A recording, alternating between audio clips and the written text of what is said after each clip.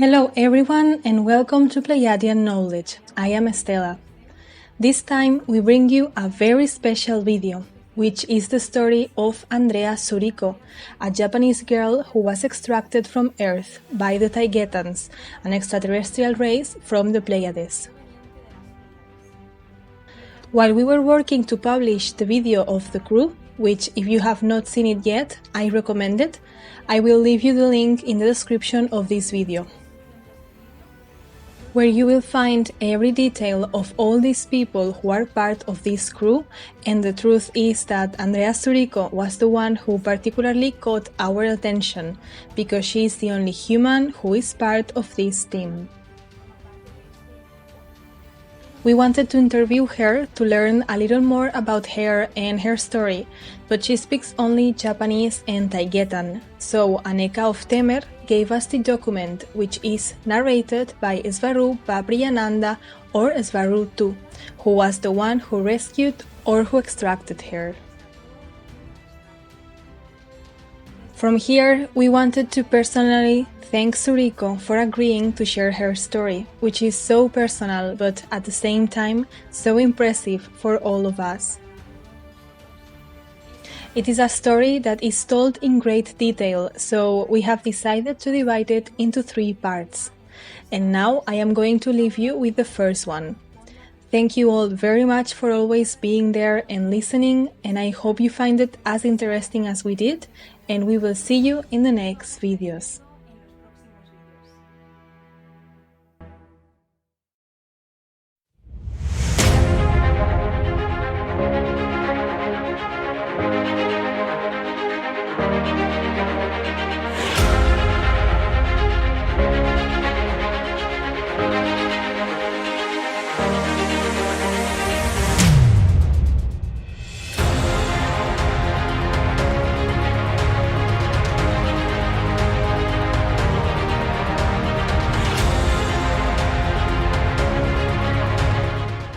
It was late afternoon, one of the first days of February 2016. I was flying a CAP Combat Air Patrol mission in my spaceship Suzy, next to my friend, Captain Khila of Procyon, in his spaceship, the Devil Girl. I do not recall the exact date, but our best estimate is that it happened before the 15th, probably before the 10th. We were flying heading 310 degrees northwest side by side, Captain Khila next to me to the port side. Our position was some 1,900 nautical miles southeast of Hokkaido Island, Japan, over the Pacific Ocean. Altitude 80,000 feet ASL, altitude over sea level. Speed some 600 knots, just coasting, and on our way to complete our CAP patrol time and go back to base. This time of the year, the North Pacific Ocean is very cold and stormy, but during the past few days it had been unusually calm, so calm it was setting a record for no storms for the North Pacific.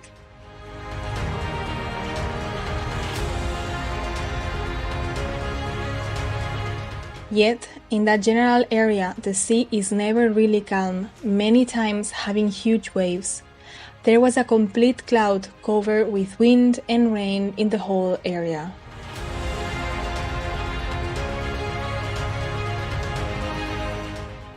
We heard a distress call from a Japanese fishing vessel on our onboard radio, which could no longer maneuver in the heavy seas.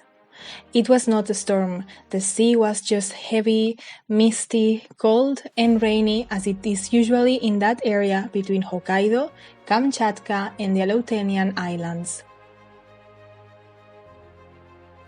The fishing boat was sending out a Mayday SOS, help signal, desperately trying to contact anyone. For what I could understand in Japanese, the ship was taking on a lot of water. It had lost its rudder and engine propulsion, and it was already in a very advanced stage of foundering. We are not supposed to intervene. We do have clear rules to follow, and there are very good reasons for those rules to exist. But then I heard the voice from the ship say, Tasukete kudasai, senjo ni kodomo ga hitori iru. Por favor, ayúdeme, tengo un niño a bordo.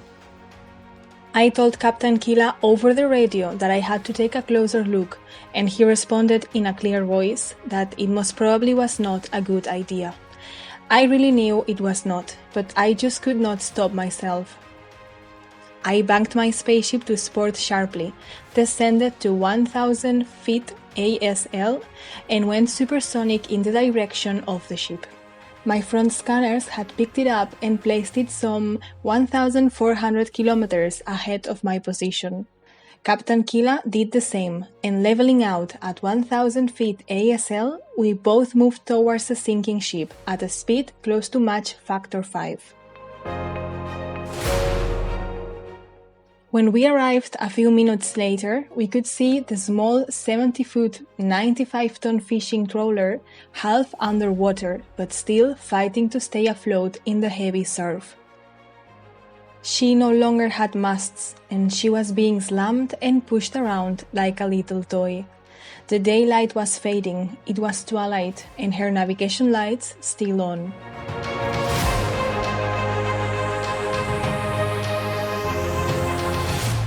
We positioned our spaceships some 300 feet above them, a little to one side, and with my scanners I could see that there were 6 people on board, 5 men and one 12 to 13-year-old girl.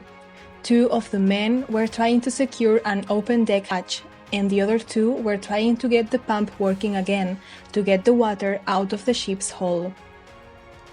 In the bridge, over the radio, there was another man, the captain, holding the girl, his daughter. He was clearly badly hurt.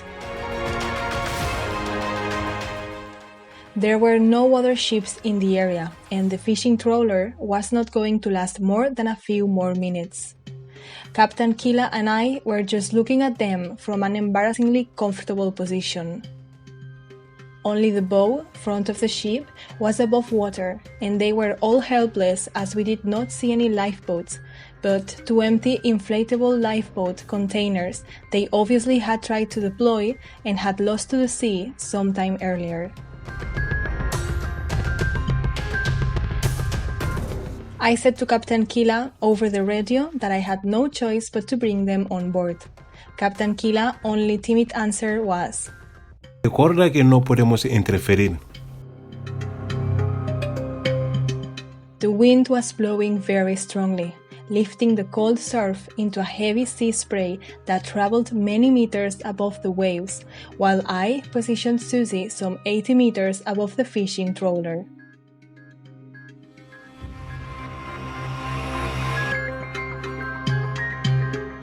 I used my onboard computer hologram screen in front of me and placed my hands in the 2 circles in it to manipulate the gravity tube, tractor tube, with which I was going to bring the people on board.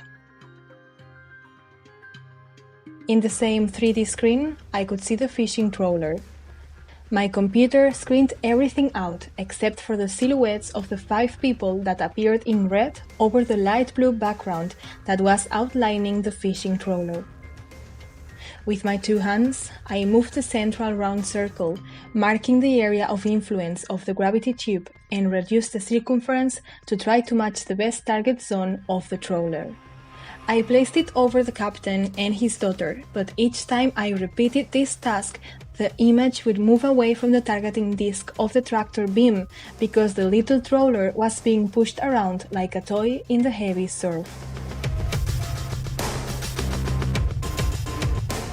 I repeated this operation over and over again for many minutes, not being able to lock on successfully onto the people I wanted to bring up. Captain Khila, in the Devil Girl, from a little further away, was trying to do the same thing, but both spaceships constantly came in each other's way as the wind and heavy surf were also slamming against our hulls, and the computers were constantly making an effort to stabilize our spaceships, compensating with gravity engines. I asked Khila to please move the Devil Girl further away, as I wanted to get closer to the ship. I descended Susie to some 10 to 15 meters above the trawler, but at that altitude, the wind and the sea spray were so strong, Susie felt like it was on the water as it moved around so violently. We were at low altitude, over 30-foot waves from trough to crest and in high wind. In the inside of the ship, I could compensate for this movement using the inertia dampeners, but those only stabilized the interior and not the gravity tube's target or influence area, making it even more difficult to get a good lock-on onto people. I yelled to Captain Khila. Khila, debo usar los propulsores de plasma secundarios para estabilizar a Susie. Los generadores de cancelación de gravedad no son suficientes. Esba, serás visible. En este punto ya no me importa. De todas maneras subirán. Entendido, Esba. I switched off the cloaking device that made my spaceship invisible. At this distance, if they had cared to look up, they would have seen us anyway, as the water, the rain, and the surf were so heavy that they slipped all around the hull of Susie. Cloaked or not, the fishermen could see the water moving around a large object. From this point onwards, Susie would be visible for all she is. I continued fighting to stabilize the gravity tube while Susie's computer did its best to stabilize the spaceship in the violent winds, but all to no avail. I understood at that moment that the people needed to cooperate, at least staying in one place as best as they could. I tried to reach the captain over the radio to explain what I wanted to do, but I suddenly realized that as the fishing trawler had lost its masts, they had no antenna, and therefore no radio either. Then I noticed that the men were trying to signal me from the front deck of the trawler, waving a piece of cloth. The daylight was fading into the night, so I switched on Susie's nose underbelly floodlights to illuminate the trawler from above, and I delegated the control of the spaceship to Susie's artificial intelligence. I ran out of the bridge, down the corridor and into the cargo, and I pressed and held the manual control button that lowered Susie's front access ramp underneath the spaceship. It's at this point where I regretted not having my flight suit uniform on, as I was wearing an embroidered green and white long dress and nice girly shoes, all completely inappropriate for what I was going about to do. I lowered the ramp to a half-down position, I removed my shoes, and I carefully walked down the open ramp bare feet, holding on to its lowering mechanism on the side. The wind, the water, and the surf came onto the ramp with a lot of force, wetting me all over, but I could reach the edge, and from there I could see 3 of the sailors holding on to the trawler, looking up at me and signaling at me with a piece of dark cloth. I yelled at them in Japanese. 橋に入ってください、皆さん。Por favor, vuelvan al puente, todos. I yelled at them over and over as loud as I could, but they could not hear me. One of them only took his hand to his ear, signaling me that he could not hear, and another signaled, moving his arms and hands, that I should throw something down, perhaps a rescue basket or at least a rope I did not have.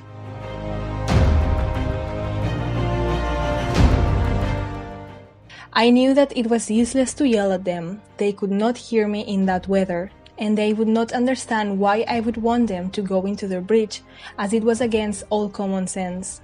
They would have to be outside in order to be brought up, but I needed to have them inside the ship in order to tractor beam them.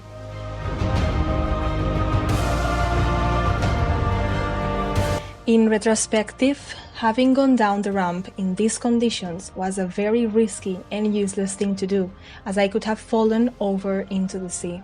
Soaking wet and freezing cold, I ran back into Susie's bridge, sat on my control chair, and placed my cold hands on the holographic screen once more.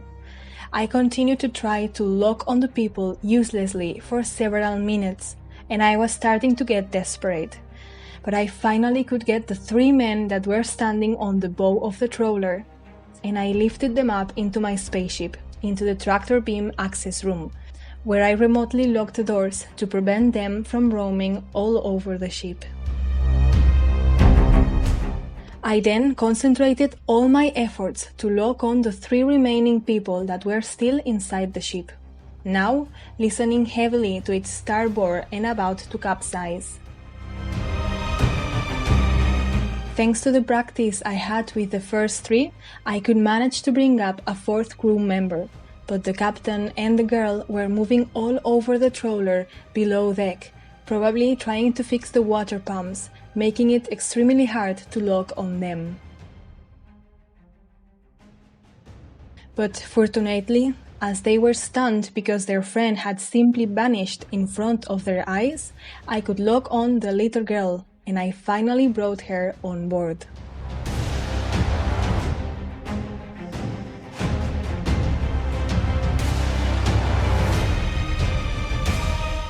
At this point, the trawler was capsizing to its starboard side, and the captain was underwater.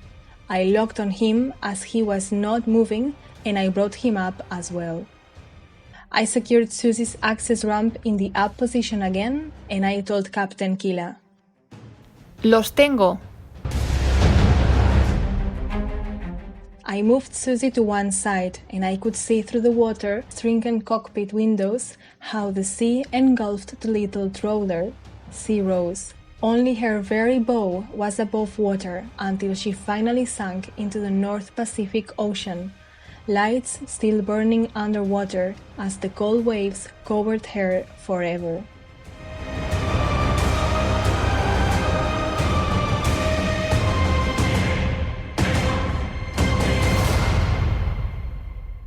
I could see my new guests on one of my cockpit screens. They were sitting on the floor, trying to help the captain, laying on the floor. He was clearly in bad shape, and I could see the little girl crying and kissing her father's forehead. I opened my in-ship communications channel to comfort my new guests, telling them everything would be okay, and I said in Japanese, 歓迎機内であなたは今安全です。私は今あなたが医療援助を受けることができるところにあなたを連れて行きます。Bienvenidos a bordo. Están a salvo ahora. Los llevaré a donde puedan obtener asistencia médica.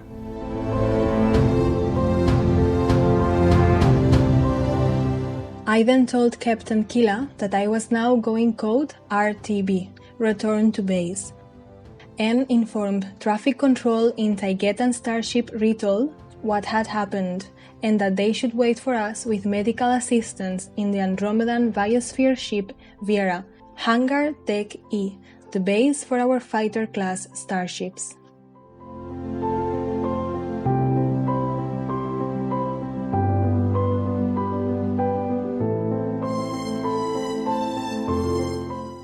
I switched on all ECM electronic countermeasures, including cloaking, of the ship back into atmospheric flight mode. I set the inertia dampeners at 96% and not at 100% so that my guests could feel the ship was moving, but not too much, and I proceeded to move back to base. Susie was not in automatic flight, but manual flight. I like to fly her that way, so I took the main joystick with my right hand and raised the collective throttle with my left hand, banking the ship to starboard with the pedals pressing slightly on the right one as I accelerated, taking altitude with a soft spiral clockwise motion as we gathered speed. I felt a sudden jerk of turbulence as we entered the heavily water-loaded clouds above, and I could see nothing but grey and water streaks moving across my cockpit windows. After a few seconds, we came out of the cloud cover as we gathered altitude, passing 25,000 feet ASL. The sky was blue, and at this altitude, I could see the sun setting over the horizon to my left side. The top of the clouds was shining with a beautiful orange and red glow, and ahead of me, the blue sky slowly progressed from blue to dark blue to black, and the stars appeared.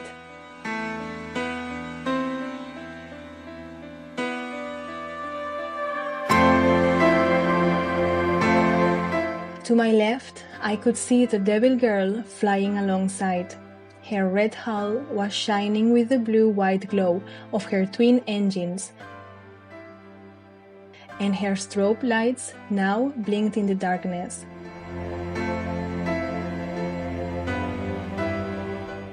We left Earth orbit and set our heading towards our FOB, Forward Operation Base, in the Andromedan biosphere ship Viera, in high Earth orbit at 490,000 kilometers.